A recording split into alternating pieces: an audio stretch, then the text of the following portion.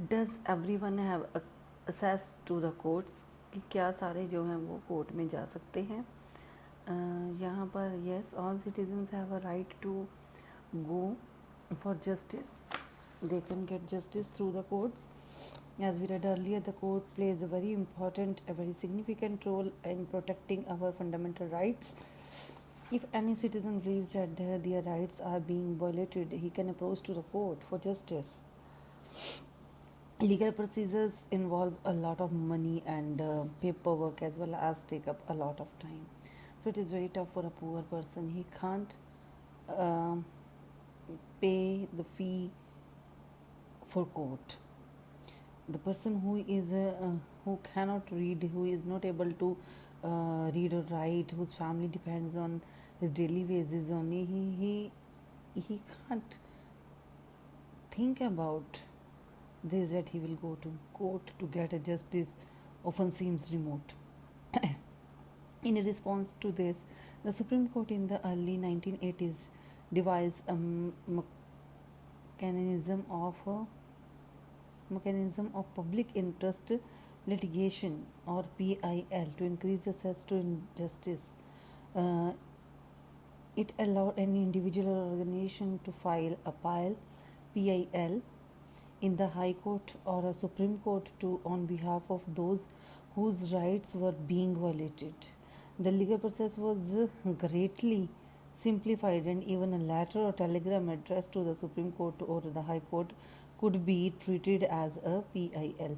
तो यहाँ पर एक लॉ बनाया गया था कोर्ट के द्वारा, जिसमें गरीबों को ध्यान में रखते हुए पब्लिक इंटरेस्ट लिटिगेशन मतलब PIL नामक एक उन्होंने चलाया अपना।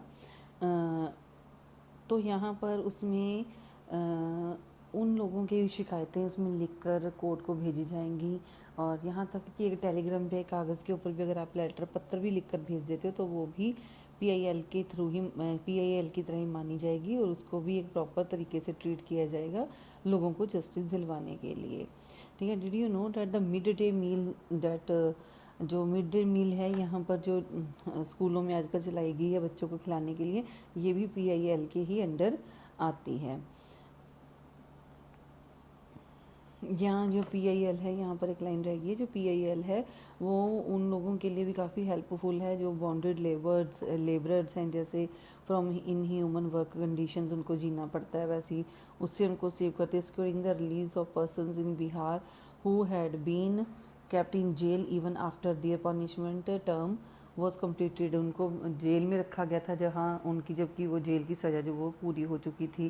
ठीक है। तो इस तरह से उनके लिए भी वो जस्टिस लाने में हेल्प करता है। Turn the next page now.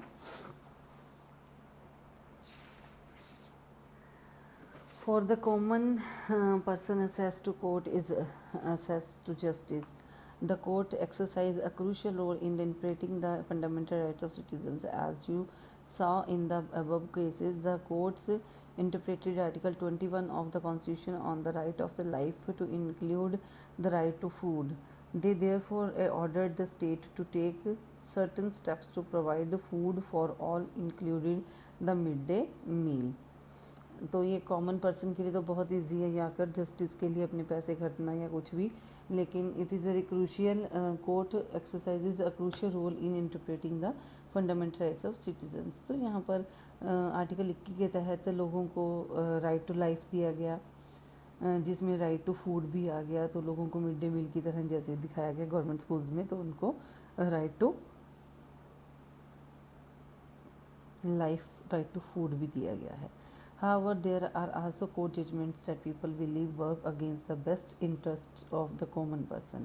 For example, activists who work on issues concerning the right to shelter and housing for the poor believe that the recent judgments on evictions are a far cry from earlier judgments. While recent judgment tend to review the slum dwellers, slum क्या होता है, झुग्गी area. ठीक है ना, जो slum area होता है झुग्गी झोपड़ी वाले, स्लम ड्वेलर्स मतलब जो झुग्गियों में रहने वाले, ड्वेलर्स मतलब खोदने वाले जो होते हैं।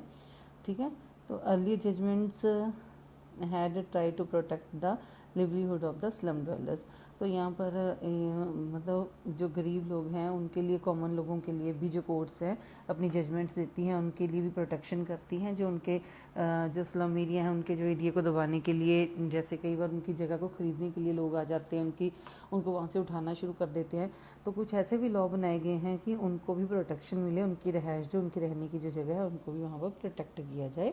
Another issue that affects the common person access to justice is inordinately long number of years that court take to hear a case. The phrase justice delayed, injustice denied is often used to characterize that extended time period that court takes. मतलब जो एक common man के लिए, common person के लिए सबसे ज़्यादा मुश्किल क्या चीज़ है जहाँ पर कोर्ट में जाकर, क्योंकि जस्टिस जो है वो लंबे समय के बाद मिलता है, बहुत लंबे लंबे साल तक केसेस की हेयरिंग्स चलती रहती हैं। एक फ्रेज़ जो है यहाँ पर कि justice delayed is a justice denied is often use to characterise this extended time period that court take, कि कितना टाइम वो कोर्ट जो है वो लेती है, इस फ्रेज से हमें पता चल देता है। ठीक है।